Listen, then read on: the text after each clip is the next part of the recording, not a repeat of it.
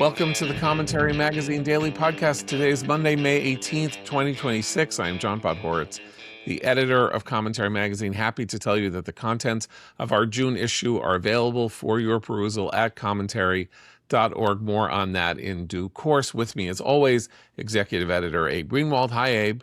Hi, John. Senior editor Seth Mandel. Hi, Seth. Hi, John. Our social commentary columnist Christine Rosen. Hi, Christine. Hi, John. Washington Free Beacon editor Eliana Johnson. Hi, Eliana. Hi, John. And joining us today, Commentary Board of Trustees member, a host of the Call Me Back podcast, the Inside Call Me Back podcast, 3 times a week speaker at every Jewish event in America, co-author of Startup Nation and The Genius of Israel, Dan Senor. Dan, I just want to point out, I told you last week that I saw this meme that there are all different categories of American Jews, and there is now a category of American Jew called the Call Me Back Jew, which is a person who listens to the Call Me Back podcast. What categories then? Is it like the Litvaks? You know, there's the Litvaks, like there are the Call Me Back Jews. Yeah. It's like Well, I was listening to Call Me Back, Inside Call Me Back, one of your shows with Nadav Eyal, who managed to tell me something I didn't know, and I think maybe you didn't know, which is that the party that seems to have really caused the this possible dissolution of the Israeli of election is this tiny little party that itself faction within a faction, fractured into two. Right. And that the Litvaks crashed the Israeli government. And this, I know a lot about Israeli elections, and Dan knows 5 times as much as I know about the Israeli elections and the existence of this wonder rabbi. I think they have like 2 seats. They have like 2 seats. Or one seat. I think he said might even have been enough. Anyway, what's dividing up Jews, despite the fact that there are only 14 million of us in the world, there are still, like the joke about the 2 Jews on the desert island, the Jew on the desert island who builds 2 synagogues, the one that he goes to and the one that he wouldn't set foot in. So anyway. Well, we had the real life version of that with the last 2 Jews in Afghanistan, right? Yes, that's right. Who didn't speak to each other. That's right, exactly. Well, that was the same conversation you're setting with Nadav, in which he tried to buck me up by comparing the state of Israel's situation with that of the New York Jets. Yes. I don't know if you caught that. Yes, that was an interesting moment. Okay, so I guess since we're here, let's talk about this, because the Israeli weird machinations that aren't that interesting. The Israeli election was scheduled for October 27th, and now the government is falling.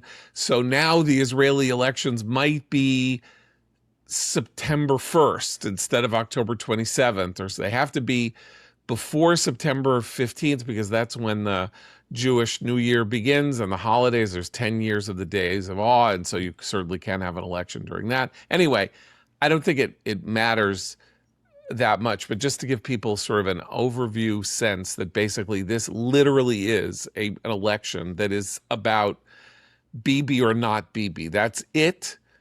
It's impossible to say that every issue just flows through him, and there is the Bibi block and the opposition block, and the Bibi block is literally now just called the Bibi block. Like, that is what the newspapers call it. That's what everybody calls it. So you are just either going to vote for Netanyahu or against Netanyahu, and the question is whether, however the machinations go here with all the many parties, whether Bibi Netanyahu can get to 61 seats out of the 120-seat Knesset. He got to 64 in the election in 2022. So, and then he grew it by bringing in Gideon Sa'ar's party, so the coalition. So it was then up to 67, about 68. Yeah, 68. Right. Okay. Yeah. So now the most polling shows him significantly trailing the opposition, but the opposition is nowhere near 61 unless the opposition is willing to bring in the Arab parties, which get about 10 seats in the Knesset. And the Arab parties have traditionally not been the more Zionist parties will not sit with the Arab parties, which are explicitly anti-Zionist.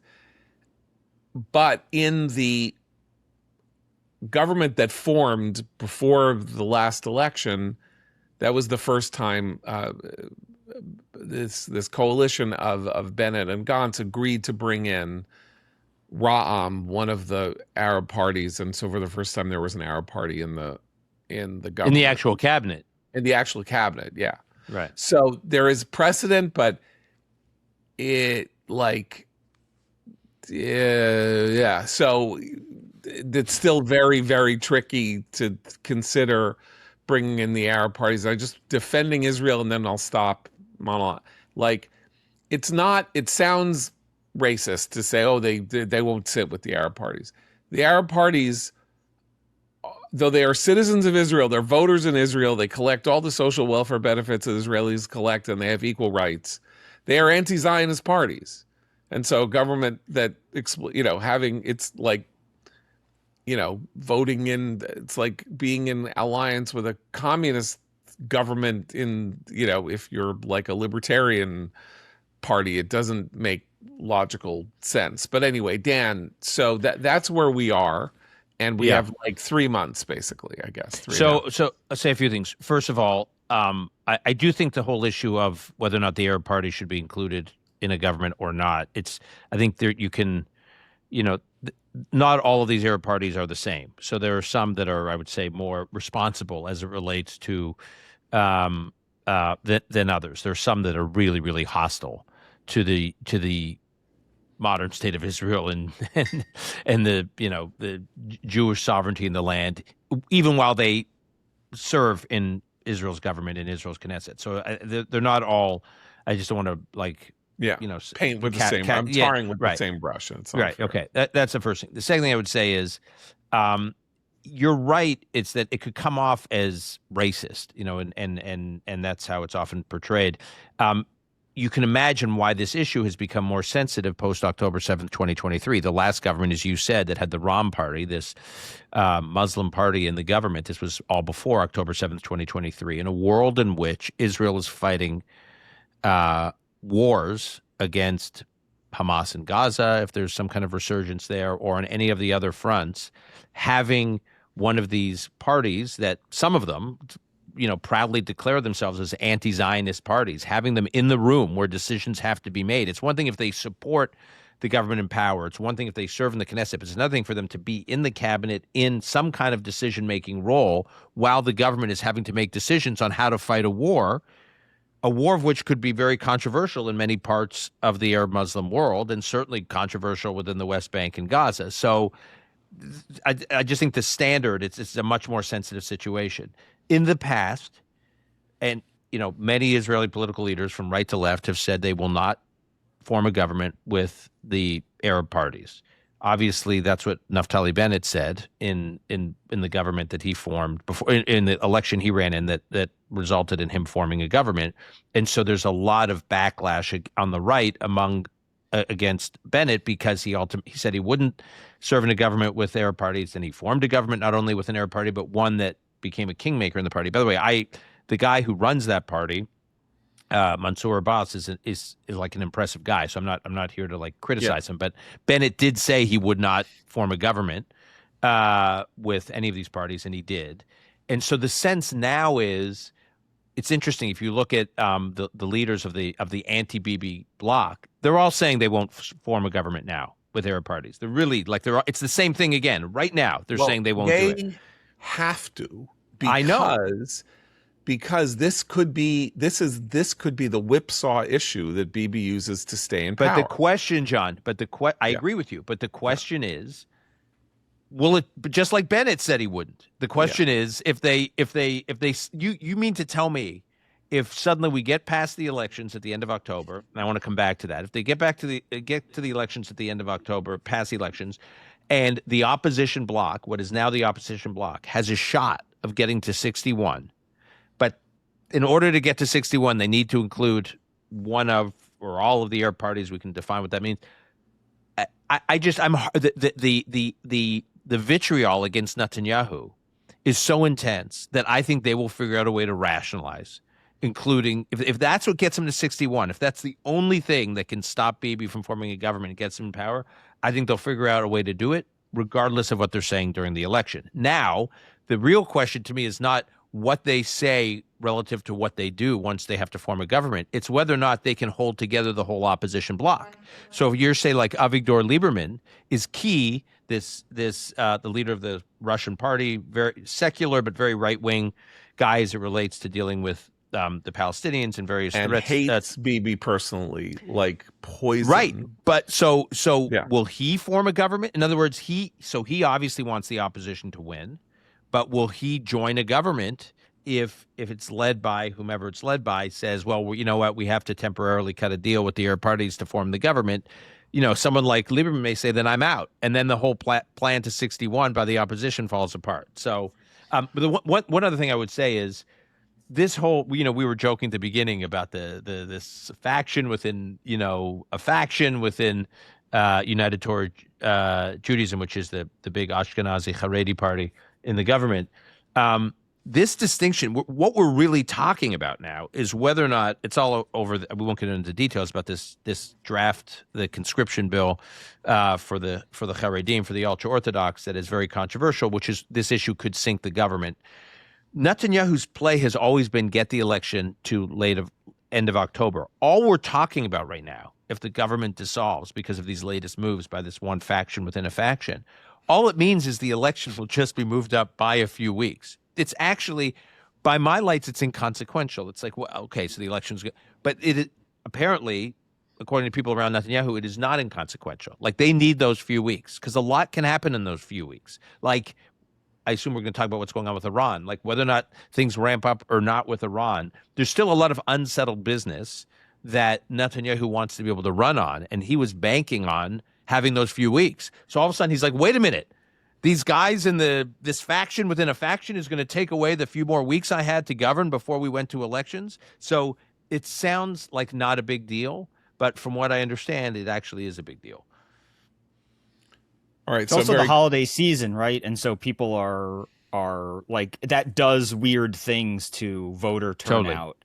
Right. Well, I mean, the Haredim think they'll do better before if this is all accelerated before all the holidays come in. The comedy here is that the Haredim are going to the Haredim are the ultra religious Jews who want there to be who want to continue with a policy of exempting their followers from having to serve in the Israeli army. It's a complicated issue. It sounds horrible that they get this exemption, but it's a 80-year now a tradition, complicated. Why they think sort of religiously this is important.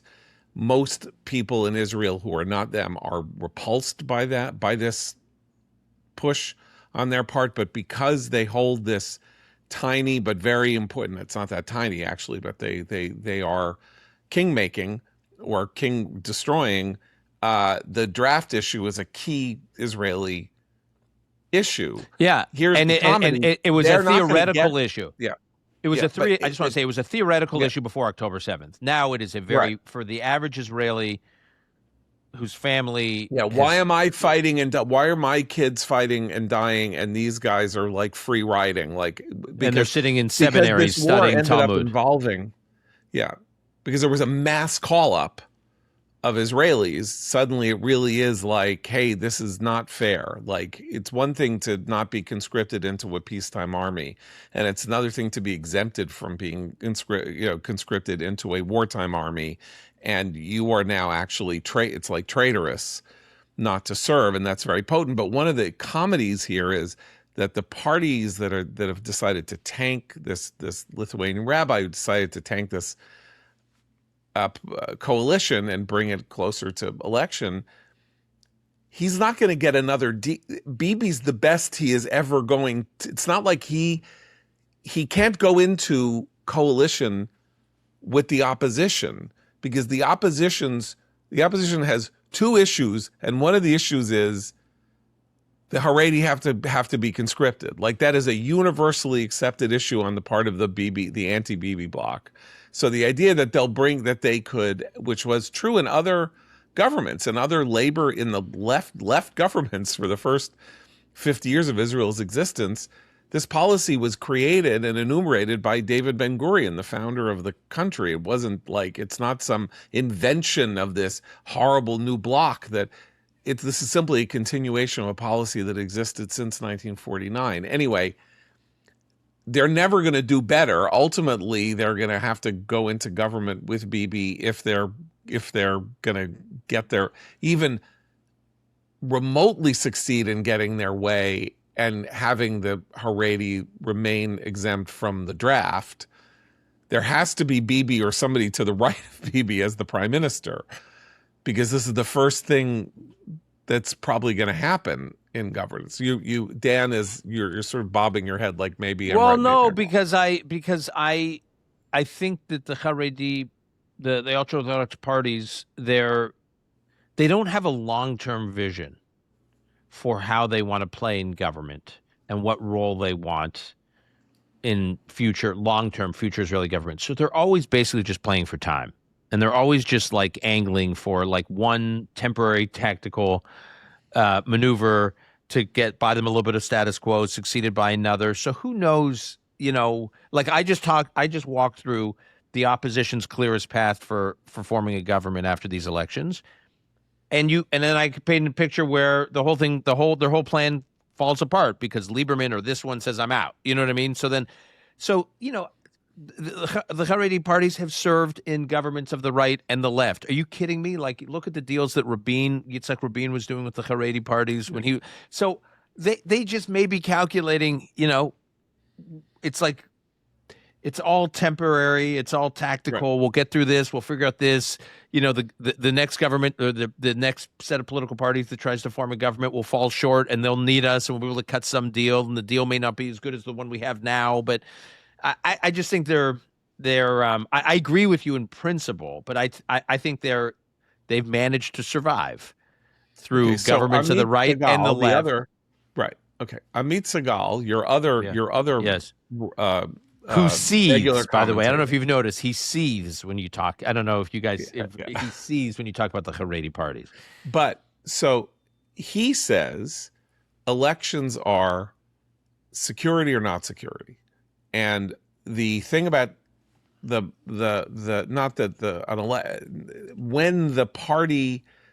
the election, the coalition came in, that wasn't the Bibi coalition for the first time since 2009, the one that Naftali Bennett Lapid, the Bennett Lapid government. Yeah. They managed it.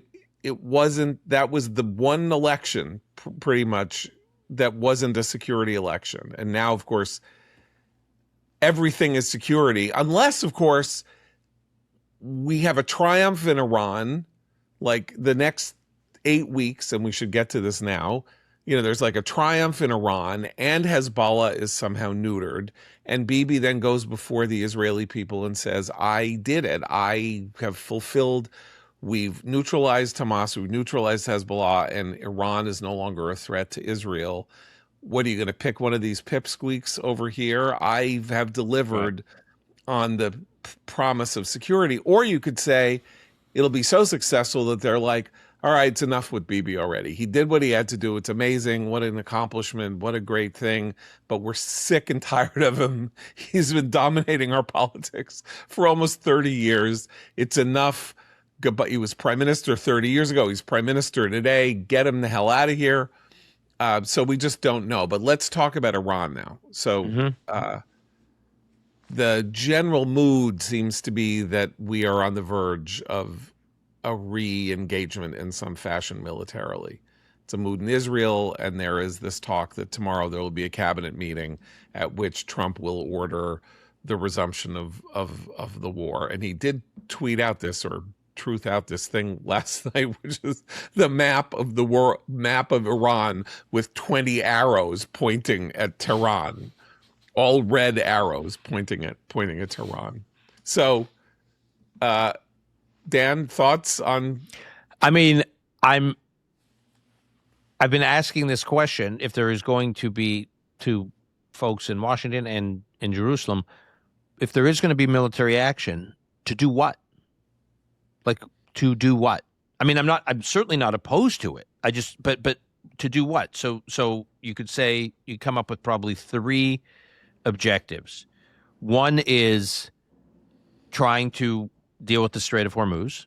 So are we really sending in military assets and operations to really try to wrestle back control of the Strait? That's one.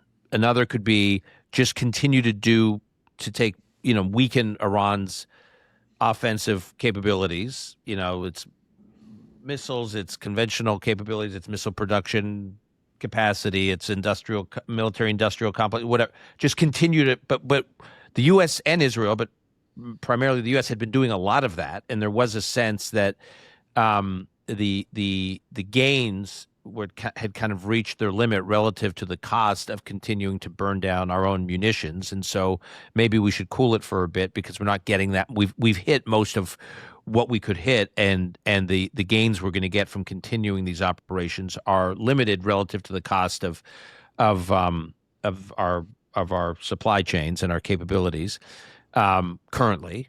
So, and then the third option is, further decapitation. Are there more, the head of the IRGC is still alive and operating. Do we want to take out more of their personnel? That may be an option. I mean, I can go on and on. Maybe, are we then, maybe another option, which is not on my list, is finally, is some have advocated for, is really hitting Iran's, energy, its oil infrastructure. There's been a reluctance to do a lot of that because if there's a world in which there's a new regime or a new government in Iran, if this regime collapses, we don't want to, degrade all their assets that they need to support themselves and support their economy. So like I said, I'm totally open for continued military action. I just don't. No one has really spelled out, if it happens, what is it in service of? Like, what's the objective? What are we trying to do? Well, and one other question, which maybe you can help me answer, is if we go back to doing what we did before, is it going to be more of the same, or are we talking about ground troops or a different kind of military action than what we've done before? Because as you say, what we've done before has had a great deal of success, but it hasn't been what would be seen as total victory. I would be very surprised if there was deployment of ground forces beyond something very limited and very targeted. Now, there is an argument that you could use ground forces, special ops forces, to deal with the Strait. So that could be a reason to deploy ground forces. But anything beyond that, again, very targeted, very narrow mission, very narrowly defined. Anything beyond that, I'm hard-pressed to believe that we will do that. Not only, people say, heading into the midterms, Trump won't want to do that. Probably, but I don't think you have to point to the midterms. I just think Trump has always been allergic to the idea of a big ground operation. People have assumed that then makes it interchangeable with major military operations, which we now know to be not true. He's fully comfortable with launching major military operations. I just don't think to him that means major ground force deployment. I think that's what he thinks when he says the war is over or something like that, or when he said we won, sorts of things that have been said. A lot of this does involve an older concept that he has of war that is our classic concept of war, like when we went into both, when we went into Kuwait and when we went into Iraq. And Dan was involved with the Coalition Provisional Authority in Iraq. So about hundreds of thousands of Americans on the ground. Like this is not, we're not kidding around. There were close on to the eve of the eve of the Iraq War in 2003. There was almost 250,000 U.S. forces personnel in the region. It's astonishing to think. And there were 500,000 or something in the region in 1991. In 1990 and 91, which doubled the population of Saudi Arabia practically. So this is an entirely different world, and so what he sees when he thinks war is, D-Day, or like hundreds of thousands of people crossing the border involved in skirmishes. He could order ground operations that are much more targeted, much more limited, much more special forces driven, and all of that could involve several thousand people, but still in his own mind think, well, I mean, that's not, and he was right. I mean, that's not Iraq, Afghanistan, or Iran, because we're talking about doing one thing or two things. Like, we're not going to march into Tehran, the way we marched into Paris. Like that's never going to happen. We couldn't even get men to Tehran, given its But he's position. also about to deal with the constraints of Congress and appropriations in a way that he hasn't faced yet in this conflict, and Congress could hamper what he might even want to do, regardless of whether that involves greater presence of ground troops. So he's going to be facing that in the weeks to come. Okay, so you're saying you see keep opening the strait. Weird thing is, like, battling for control of the strait. We don't even want control. We just want the strait open. It's like, right. We just don't want them to control it. Yeah, right. Okay, so opening the strait, degrading essentially following the same battle plan, degrading them, or third, right. Further decapitation. And then there's a fourth, I mean, is that we go explicitly for regime change. I mean, that's the thing that is missing, and I wanted to ask you and also see what other people have to respond. There's Amit Segal, your panelist, in his invaluable newsletter, It's Noon in Israel, notes that there is an argument abroad that there were two opinions in Israel about how the war should go. And there was a political opinion, and then there was a military opinion, or something like that, or there was an intelligence opinion and another opinion. And one of the opinions was the whole purpose of this has to be regime change, and the way to do regime change is do what they did, decapitate, hit the site, hit the missiles, and then release the Kurds to go in on the ground and arm them. And arm them. And let them go in on the ground and basically engage with the Iranian military and try to liberate Tehran from the Iranians and the IRGC. And that plan, which was very well designed or well thought through, was killed at the last minute, presumably because the Turks, who hate the Kurds, said, don't you dare do this. Or the Arabs, who have problems with the Kurds, said, don't you dare do this. And so Trump said, don't do it. The Litvox, essentially. Right. Okay. So hearing about this, there's two things that occur to me. One is the Iraq War was always said to have been planned with an idea that we would encircle the forces, the Ba'athist regime coming in from coming in all directions. And then in the last couple of weeks, the Turks denied us the right to place the Fourth Army in Turkish territory to come down into Iraq.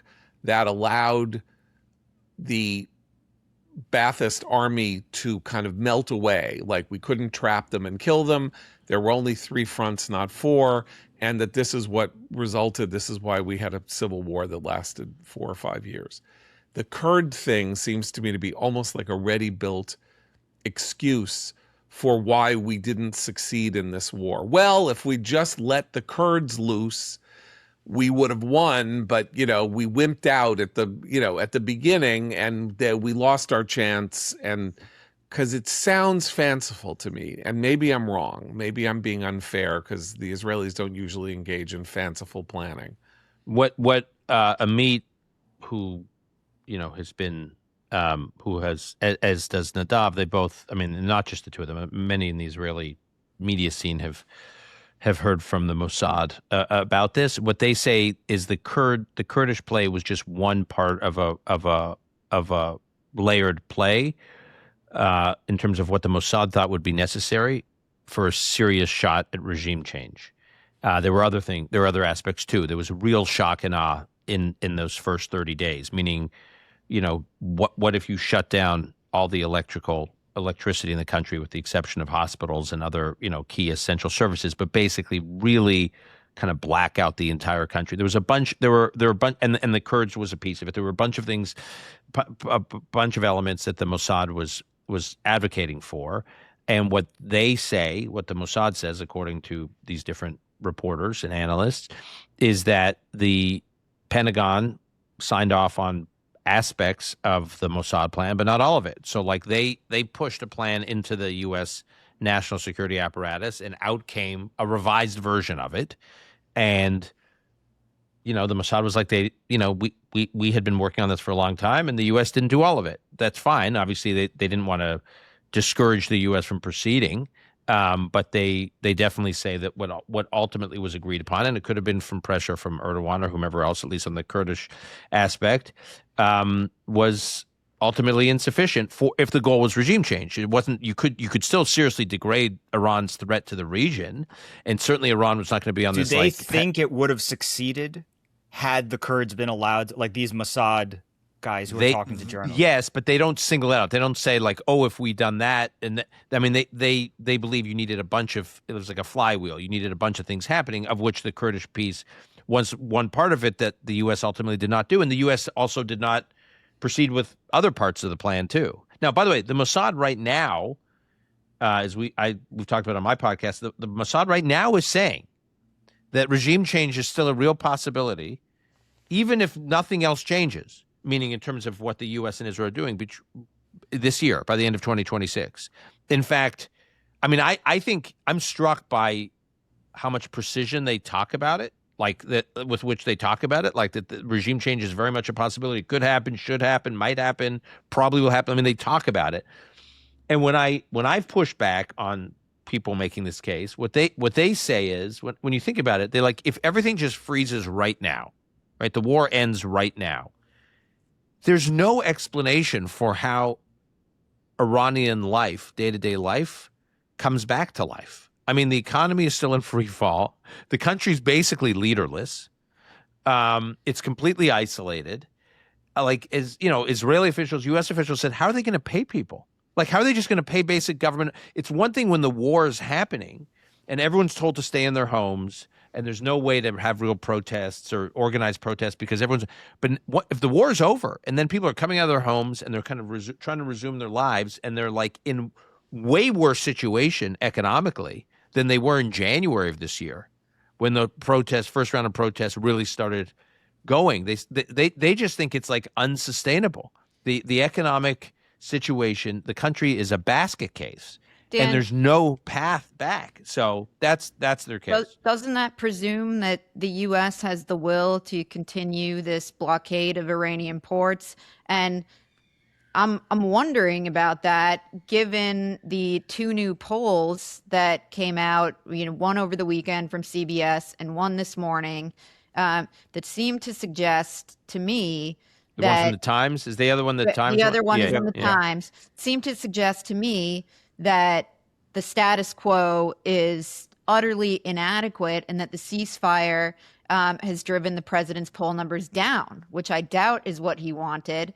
The New York Times poll, which asked voters which candidate, Democrat or Republican, would you vote for in your district, is 51-33 Dem among independents. We should note, I think, that their independents lead toward Kamala by 6 points. So it's really, it adds up to a 12-point. He's 12 points underwater with independents. And it's 69-26 approve, disapprove. The president's 43 points underwater with independents on approve, disapprove. And CBS News, similar numbers. So I wonder, if we just if there's the will to just leave things as they are, it would seem to me that the reason the president is going into meetings tomorrow with his national security team, had a meeting over the weekend at his golf course with his national security team, is that he's got these numbers in mind and that something has to give here.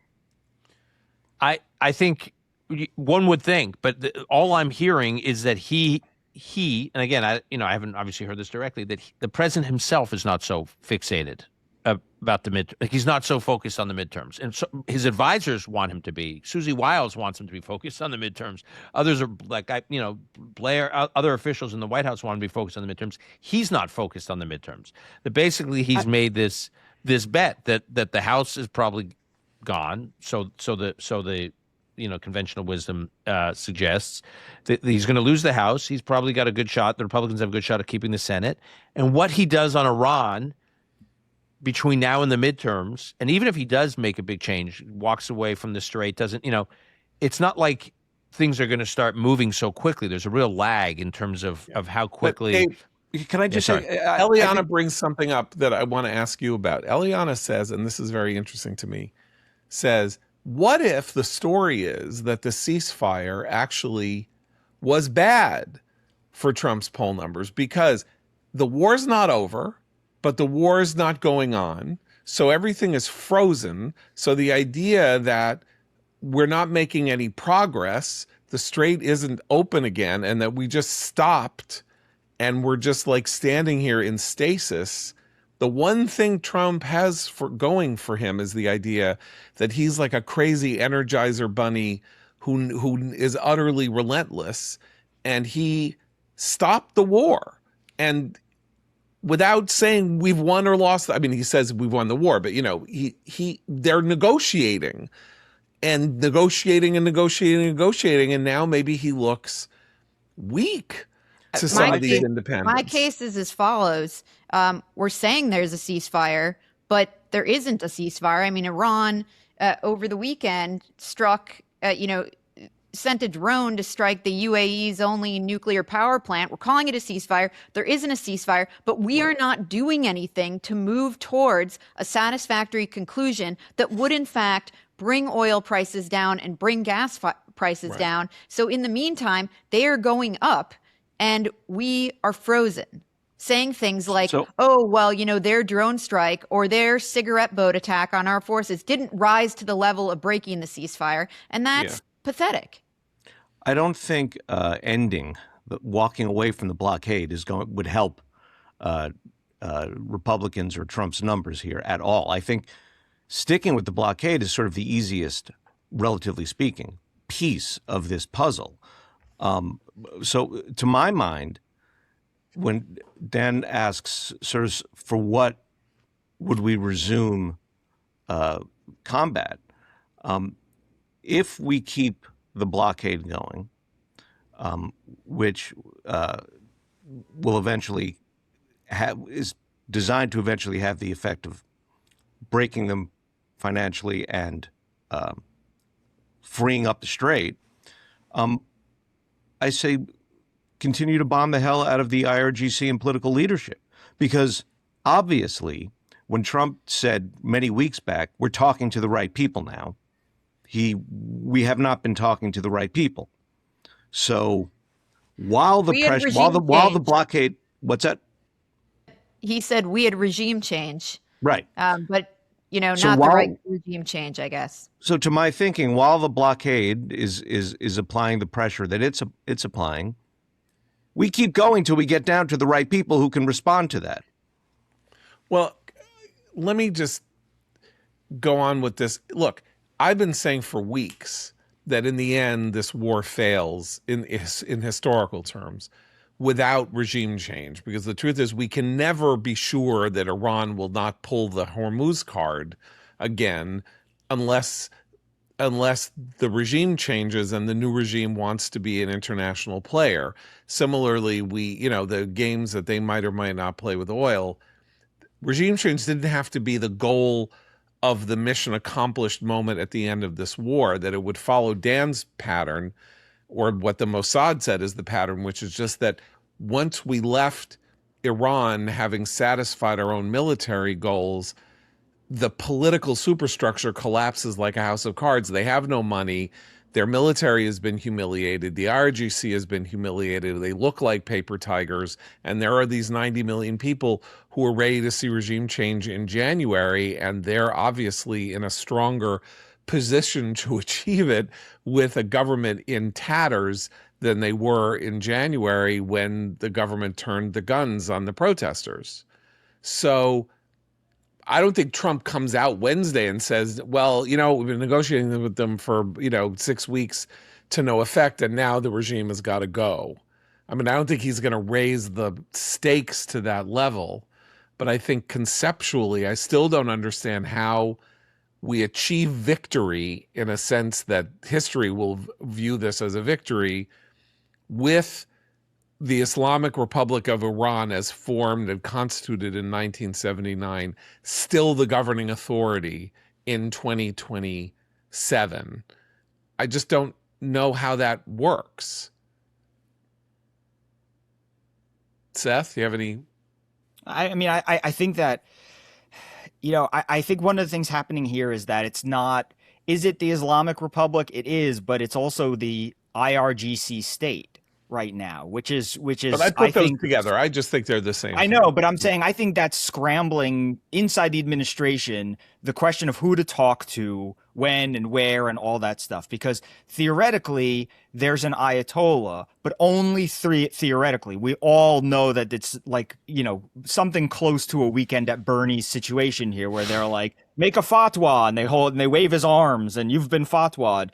But it's what does this look like if you remove the sort of, if we looked at this in a parliamentary system and said, what if there was no king in Britain, or something like that? If you remove the technically nonpartisan but ultimate power, and you just leave humans who just got power in power, how does the state behave? And my assumption is that the state would behave more recklessly and in a more disorganized fashion. And I think the administration is confronting what that means, which is that there isn't the king's hand who says, look, here are our red lines, here's what we're doing, and when I say stop, the IRGC stops, and when I say this, they do this. And then at least you have a working pipeline, right, to communicate these things. And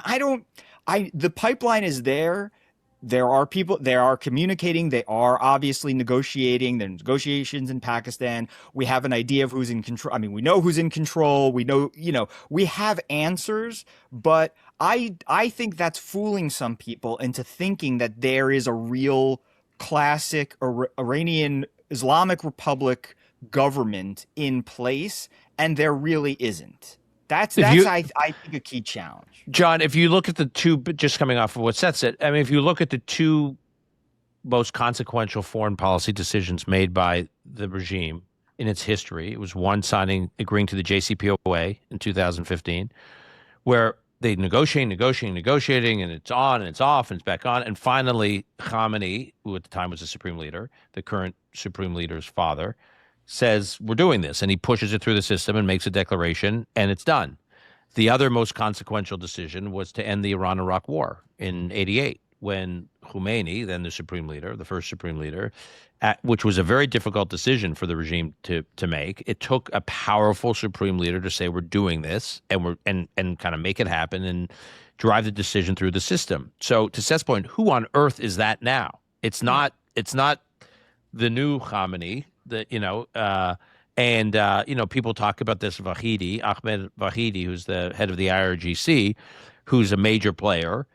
But at the same time, when I hear about possible military operations resuming, one of the options I hear discussed, this is purely speculative, but so I don't know if is taking out Vahidi. It's to take out the current head of the IRGC. So on the one hand, he's the guy who's really in charge. On the other hand, we're talking about taking him out. And so, and this really reminds me of 2024 and I guess early 2025 in the Gaza war, when there was all these negotiations, the hostage deals, and it was always this, there would be meetings between Hamas and other, interlocutors in Doha or Cairo, and Hamas would kind of semi-agree to something, and they would, come to terms on something, and then they had to get, they had to send it to Gaza to get, Sinwar to sign off on it. And they would go, and there was no electronic communications, no telephonic communications. They would have to send a message to, this messenger, and it would go to that messenger, and it would be transmitted to this one. And then it would get into some tunnel in Gaza, and Sinwar would make his edits to it, and then it would come back, and it would sometimes take 2 weeks to get a response when all the parties had agreed to something in Doha or Cairo. That's what this reminds me of. Actually, at least back then, you knew who was in charge. Sinwar was in charge. Here you have all the chaos and the lag and the disruption that I'm talking about. Plus, we don't even actually know who's in charge. And we have our own chaos because, of course, we have our political superstructure, right? We have a Secretary of State who is also the National Security Advisor. We have a Secretary of Defense. We have a CIA director. We have intelligence people. But the people who are theoretically negotiating over this peace are these consultants, essentially, outside consultants. We've got Witkoff and Kushner. Granted, Kushner is a classic kind of emissary, like from pre-modern times, right? He's the son-in-law of the president. So he presumably has more the president's confidence in a greater way than, say, Vernon Walters, who negotiated with the North Vietnamese. But they don't necessarily aren't in a position to say, okay, here's what America's willing to do. Because in the end, first of all, Trump's the one who will say what America's willing to do. But second, like they can, if you're sitting in your horse trade and you're like, all right, 20 years, not 15 years until you can enrich, 20 years. And then they're sitting at a table and they don't have the full power of the federal government behind them or whatever. And then they go back to Trump and Trump is like, I don't want 20 years. I don't want them to have nukes. Now, the latest one of these leaks we got today is that they must be sitting at the table and going, you know what? You'll give us half the dust. We'll end the war, give us 400 kilograms, and you can keep the other 500 kilograms. And that's where you start getting into negotiations for negotiation's sake, because either you're going to get all of it. If you get some of it, then it doesn't mean anything because they don't need 1,000 pounds to be nuclear. They need 1 ounce to be nuclear. So either you take it all or you blow up the facility where it is to hope that it is never reached. But when things have gone so bananas that you're starting to say, no, you can destroy, you'll have half the power to destroy the world instead of all the power to destroy the world. You're like, come home, stop negotiating. Like, you don't even know what you're talking about. 12 and a half years, 13 years, it's like because that's, if you're negotiating, that's, meet me in the middle here somewhere. But that's basically, what you're describing is a version of what happened with the JCPOA in 2015. Where they would arrive at these. And we negotiated with ourselves. It'll expire in 15 years. No, the ballistic missiles will expire in how they came up with these, Well, because Iran realized, or at some point, how many, whatever, or they had the greatest negotiating strategy ever, because their idea was, we're never going to agree to this. You said Khamenei is the one who had to push it through. Like, we're never going to agree to this. And Ben Rhodes and Obama and Robert Mallett so wanted this deal that they basically, all they did was negotiate against their own position for 2.5 years, and then got to a place where it was such a giveaway that even Khamenei had to say, we'll sign it. It was like, it'll take us 10 years to get there anyway. So meanwhile, they'll give us $150 billion. They'll open up all international financing. We won't be punished in any court. We can do whatever we want with terrorism and destroying Israel. Sure. Okay. We're in, but we can't do that with Iran now because we started a war with them.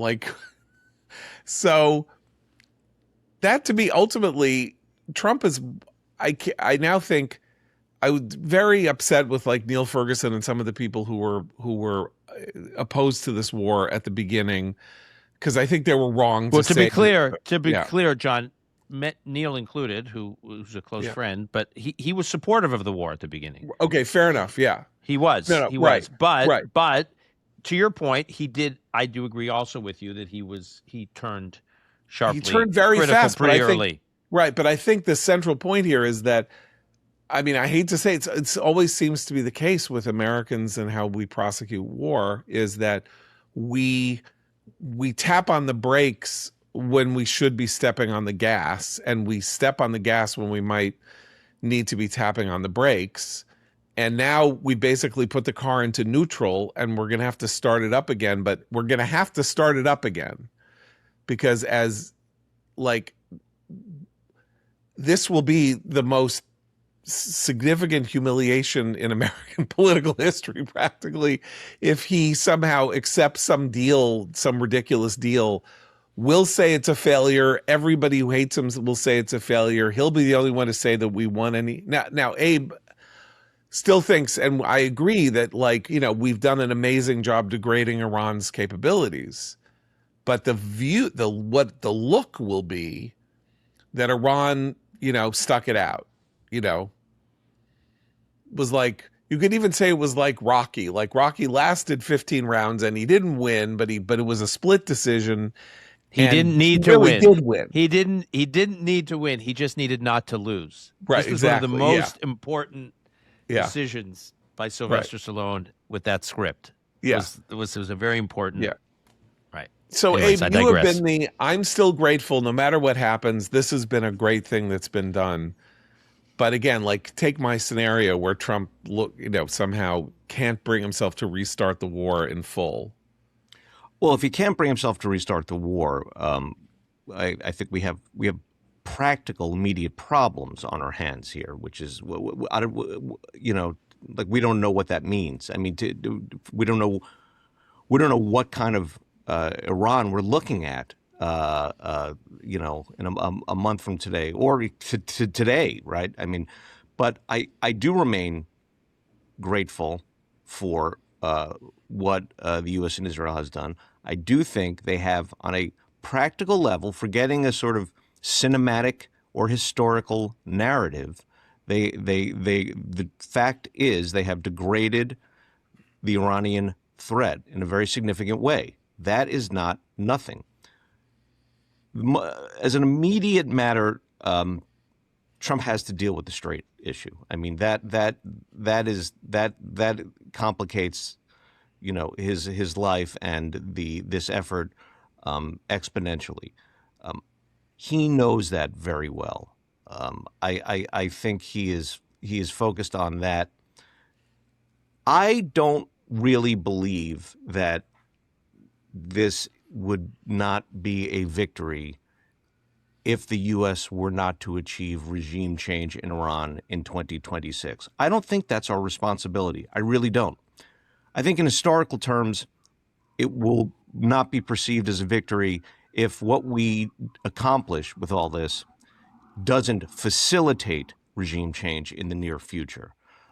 That's a very, you put it perfectly. That's sort of what I was saying. I don't think that he goes and declares regime change. I think that in the sense of what we wish to achieve with this war, that the necessary second step is regime change, because, as I say, the regime that exists will always have this idea that it will be able to, all it has to do is raise an eyebrow toward closing the strait, and it can cause a worldwide panic, which is crazy, but nonetheless, if they had it forever and they never used it before, of course, no one ever really attacked them before.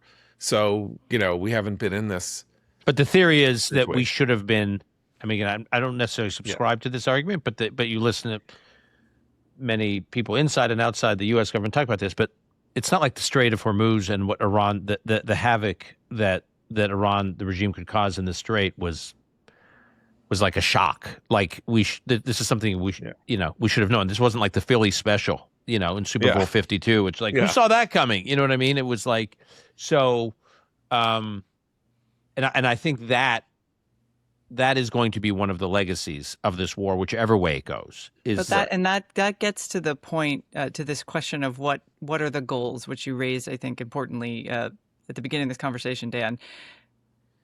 They knew this scenario. The media wanted to pretend like the Department of Defense didn't know what it was doing, and our planners didn't know it. Of course they knew. The problem is that when your people come to you with policy plans and strategic plans, they're dealing with Donald Trump, and temperamentally, his disruptor personality, which can be very effective in some negotiations, in this case, I think, is starting to wear not only on his own strategists, but it already wore on many of our allies. That's the sort of great strength he had at the outset that I think is now might become a weakness for him. He's got to deal with Congress. He's got to tell the American people exactly what you said. If we go back again and use kinetic force, why are we doing it? What is the goal? I think there was a lot of wish casting at the beginning about, assuming he's doing all these things and we want him to do all these things. Well, now we have concrete evidence of what we have and haven't accomplished, and he needs to present that case to the American people. So his temperamental need to kind of move on to the next thing, I'm thinking of Venezuela here. There was no regime change in Venezuela. We were just dealing with different people who he thinks are better guys than the previous guy. So we might end up with a situation like that in Iran, and that might be what will satisfy him and his administration, but then he's got to sell it to the American people. Okay, I got a central problem victory. with what you laid out there, which is we don't know what we've achieved. And the only way we're going to know what we've achieved is to restart the war, by which I mean if their ballistic missile capacity has been as damaged as Trump says, and that this intelligence assessment last week that said that they still have 70% of their missiles or whatever, if that's correct and Trump is wrong, then Israel should start getting ballistic missiles rained down on it that it's going to have to shoot down. One of the reasons that we thought we had an analogy showing us that they were depleted, that they were getting incredibly depleted, was that the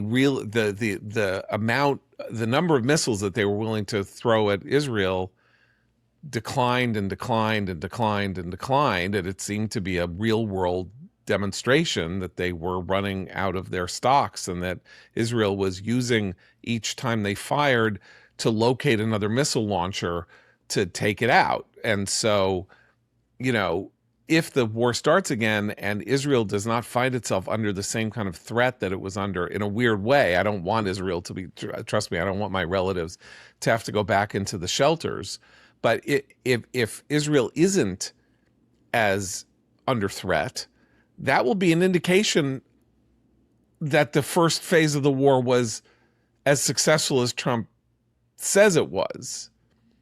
But we're not going to know. Weirdly enough, we're not going to know that until we start firing at them and they have to respond. All we have is them firing bits of things at the UAE or at places that don't have missile defenses. I mean, Israel gave the UAE some Patriots, but Saudi Arabia doesn't have missile defenses apparently. So anyway, that's a weird aspect of this, is that Trump can only make those claims stick if Iran turns out to be hollow when we actually go back to the real fight.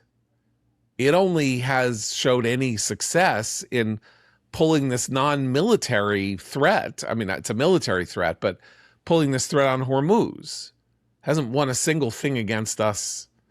We were even able to extract our pilot when it shot down the plane. So, I don't know. Very quickly, Bill Cassidy lost the Senate primary in Louisiana to Juliet Letlow, the candidate chosen by Trump. Trump's final revenge for a vote against vote to impeach on January 6th from the, colorful, plain-spoken, cute senator from Louisiana. My larger thought on this is that Bill Cassidy, unfortunately marred his own agenda because he could have prevented RFK Jr. from becoming the HHS secretary as a doctor, and he chose not to do so to attempt to preserve his political career. And this is actually an interesting tell that, he did it and Trump killed him anyway. So in future, maybe don't do things that you don't believe in. Well, I actually think that's most of it, but the key is understanding how much January 6th plays into that. There's a lot of the narrative now is that Trump still has the power, and you can't cross Trump. You can cross Trump, but you can't impeach him. I think that's been the case in other races as well. When people say, I'm going to run as a defender of Trump's honor because this person voted to impeach Trump, that makes a big difference. That person usually wins the nomination and whatever. And so I think Cassidy just should have known. He just should have known that when he cast that vote for impeachment, he was crossing a line in Trump's mind that you can't uncross. Even if they didn't get into fights over the next few years, that will always be in the back of Trump's mind. And if there's a challenger that comes up to Trump and says, I'm going to avenge your honor for January 6th, he'll back them. So I just feel like Cassidy should have known in this case. I don't think it's true that you can't ever cross Trump, but I think Cassidy should have just understood that he made a certain decision when he cast that vote. And that's what makes his vote with Kennedy that much more frustrating, because he was trying to make amends for something that I think he should have known was lost. Well, there are two. Sorry. Oh, Eliana, sorry. Yeah. I'm neutral, trading Cassidy for Julia Letlow. Fine. One Republican senator for another.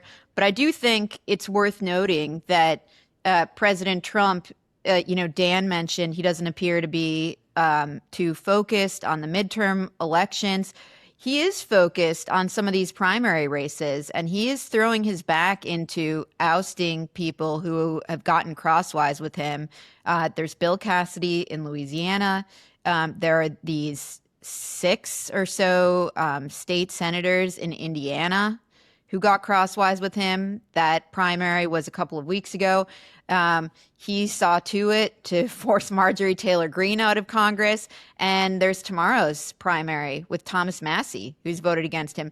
President is getting involved in some of these races. And if he's not concerned about the midterm races, he should be. His White House has poured an enormous amount of resources into these redistricting fights that have actually been successful. Okay, it's going to be much harder for Democrats now to retake the House because of James Blair's success in these redistricting battles and the Virginia Democrats' incompetence and their epic failure. And Democrats do actually have a chance to take the Senate.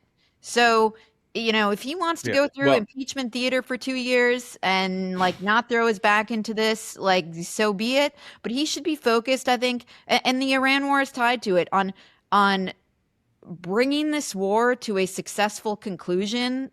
Sure, the tailwinds, the effects of it may take a long time to see, but people are going to see the humiliation or they're going to see victory. It does matter. He should be as focused on what happens in November as he has been in these primary fights. And I laud him for getting involved in many of these primary fights. Good, great job on Massie, great job on MTG. I hope he is as enthusiastic and focused as, about the midterm elections. The ultimate. That's an excellent point, by the way, about the redistricting. The Trump-backed candidates win the MAGA candidates win the primaries, and they do much worse in a general election. And the Democrats benefit from the MAGA primary winner drawing more opposition. Okay, well, this is the big temptation question then, which we can leave open.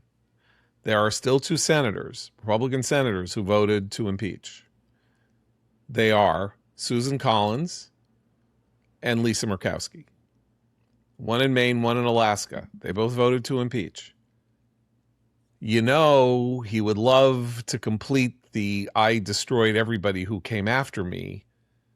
He cannot go after Collins and Murkowski. Collins is the one who has a race. I mean, Murkowski's not a.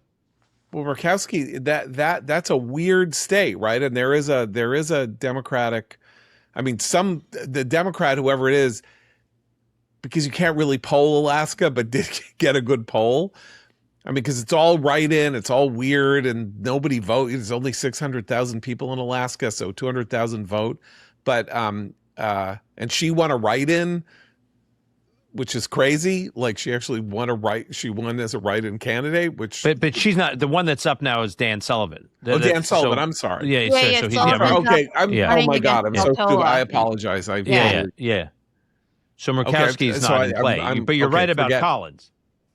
Okay, that was dumb of me. I apologize. But actually, I mean, Eliana's point is one that we should really think about, which is really important, which is that does Trump now look like the victor in the redistricting? We had been talking about redistricting on this podcast as if it were a fight that Trump, I mean, I have certainly, that as if it were a fight that Trump picked unready to, unprepared for what the fight entailed, the state courts and the challenges and all that stuff. Does that all look very different now? I think it does. And I don't know. I think that he can say, like, I gave you guys the space to win more seats. I did that. You were reluctant, and I said, go for it. And he might have bragging rights now. I'm sorry, I got a problem with this. I know a lot of people have been saying this, but remember that by doing the Texas mid-decade redistricting, he triggered the California referendum to redistrict, and that alone could be enough to end whatever hopes they had of prevailing in the redistricting. Like, California will negate the gains, and Virginia only restores Virginia to the status quo. It's not like it. Yeah, but now all the southern states are redistricting in the wake of Louisiana v. Clay. Right, but that's not a Trump. Right, but that's not a Trump play. That's a whole different story. That's the fortuitous result of a case that has been going through the court system for years about the Voting Rights Act. But I don't know how much people even make that distinction. I think Trump looks like a guy who started a fight on redistricting, and he's doing better now than everybody thought he was doing 2 weeks ago.